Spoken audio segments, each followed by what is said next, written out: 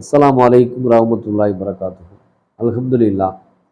அளவற்ற அருளாளனும் நிகரற்ற அன்புடையனுமாகிய அல்லாஹுவின் திருப்பெயரால் ஆரம்பம் செய்கின்றேன். அன்பிற்குரிய சகோதரர்களே, அல்லாஹு ரப்புல் ஆலமீன் திருமுறை குர்ஆனில் ஒரு வசனத்தில்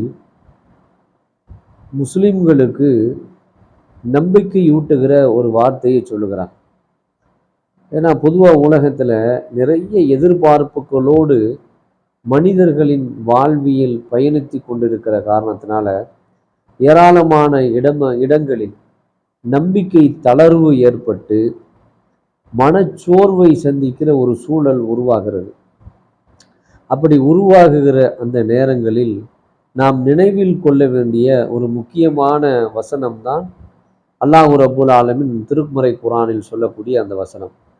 என்ன சொல்லுகிறான் அப்படின்னா, நபியே நீர் கூறுவீராக, அல்லாஹ் விதித்ததை தவிர வேறு ஒன்றும் உங்களை அணுகாது என்று ரப்புல் ஆலமீன் சொல்லுகிறான்.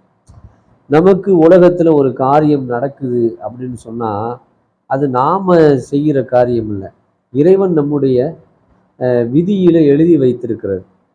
அதுதான் இந்த உலகத்துல நமக்கு நடக்குது. அப்ப இறைவன் நமக்கு எதை விதித்திருக்கிறானோ அது நடக்கின்ற பொழுது சந்தோஷமான விஷயம் அப்படின்னா அதை ரொம்ப சந்தோஷமா நம்ம ஏத்துக்கிறோம், அதை யாரும் மறுக்கிறதுக்கு இல்லை.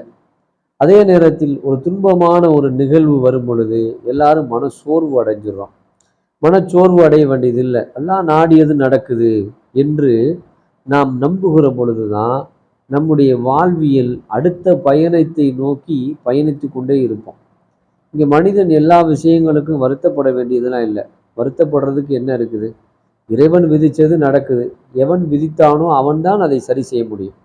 நம்மளால் சரி செய்ய முடியுமா? நம்மளால் சரி செய்ய முடியாது.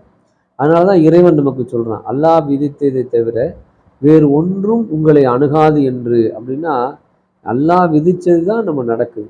இதை எப்பொழுது நம்ம ஆழமாக நம்பிக்கை கொள்ளுகிறோமோ அப்படி நம்பிக்கை கொள்ளுகிற பொழுது நமக்கு ஏற்படுகிற எல்லா துன்பங்களையும் சகித்து கொள்ளுகிற மனப்பக்குவம் நமக்கு வந்துடும். உதாரணமாக எல்லா மனுஷனுக்கும் உலகத்தில் தெரியும், மரணம் ஒரு மனிதனுக்கு வரத்தான் செய்யும் அப்படிங்கிறது. யாருமே நிரந்தரமாக இந்த உலகத்தில் வாழ்ந்துருவோம் என்கிற எண்ணத்தோடெல்லாம் யாரும் வாழலை. நம்பிக்கை உள்ளவங்க, இறை நம்பிக்கை உள்ளவங்க மறுமை நாளில் அல்லாஹ்வுக்கு தரக்கூடிய பரிசை பெற வேண்டும், சுவனத்தை அடைய வேண்டும் என்கிற எண்ணத்தோடு மரணத்தை நோக்கி பயணித்து கொண்டிருக்கிறார்கள். இறைவன் மீது நம்பிக்கை கொள்ளாதவர்கள், இந்த உலகத்தில் இயற்கையாக நாம் பிறந்திருக்கிறோம், இயற்கையாக வளர்ந்துருக்கிறோம், வாழும்போது நம்ம இஷ்டத்துக்கு வாழ்ந்துட்டு போயிடுவோம் என்று நினைக்கிற மனிதர்களும் இருக்கிறார்கள். இது யாராக இருந்தாலும் சரி, கடவுளை ஏற்றவர்களாக இருக்கட்டும், கடவுள்களை மறுத்தவர்களாக இருக்கட்டும், எல்லாரும் மரணத்தை மறுத்திருக்கிறார்களா? இல்லை, எல்லாருமே மரணம் என்கிற ஒரு விதி இருக்கு, அந்த விதியை யாரும் கடக்க முடியாது என்பதை நம்ம புரிஞ்சு வச்சிருக்கிறாங்க. அப்போ அந்த மரணத்தை ஏற்கிற மனப்பக்குவம் நமக்கு இருக்குன்னா எதன் அடிப்படையில் இருக்கு அப்படின்னா, அல்லாஹ் விதித்தது என்னன்னு நமக்கு தெரியுது. ஒவ்வொரு மனிதனுக்கும் இறைவன் விதித்தது மரணம். இந்த மரணம் வரத்தான் செய்யும். இப்போ வரும்போது நம்ம போய்த்தான் ஆகணும் என்பது எல்லாருக்கும் தெரிகிறது. அப்போ மரணம் விஷயத்தில் விதியை நம்புவதை போன்று நம்முடைய வாழ்வியலில் நடக்கிற ஒவ்வொரு நிகழ்வுகளும் இறைவன் விதித்த பிரகாரம்தான் நடக்கிறது என்று நாம் நம்புகிற பொழுதுதான் மன அழுத்தத்துக்கும் மன சோர்வுக்கும் நாம் உள்ளாக மாட்டோம். அப்போ மனச்சோர்வும் மன அழுத்தமும் ஒரு மனிதனுக்கு உள்ளாகும் பொழுது வாழ்வியலில் அடுத்த கட்ட பயணத்தை நோக்கி பயணிப்பதற்கான வழி இல்லாதவர்களாக, திக்கற்றவர்களாக நம்ம ஆயிடுவோம். அப்போ அப்படி ஒரு ஒரு ஒரு குருட்டு வாழ்க்கையாக மாறிடும். ஏன் வாழ்கிறோம், எதுக்கு வாழ்கிறோம், எதற்காக வாழ்கிறோம், யாருக்காக வாழ்கிறோம் என்பது போன்ற ஒரு சிந்தனையும் ஒரு தெளிவற்ற வழிமுறைகளும் நமக்கு உருவாயிரும்.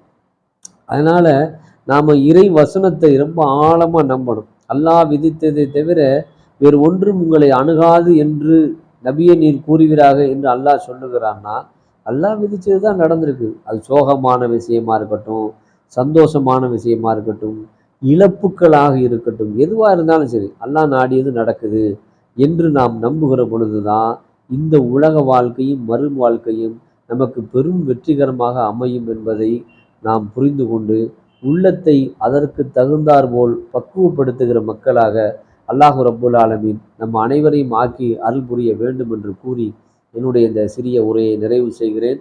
வாஹிருதவானானில் அல்ஹம்துலில்லாஹி ரப்பில் ஆலமீன். அஸ்ஸலாமு அலைக்கும் வரஹ்மத்துல்லாஹி வபரகாத்துஹு.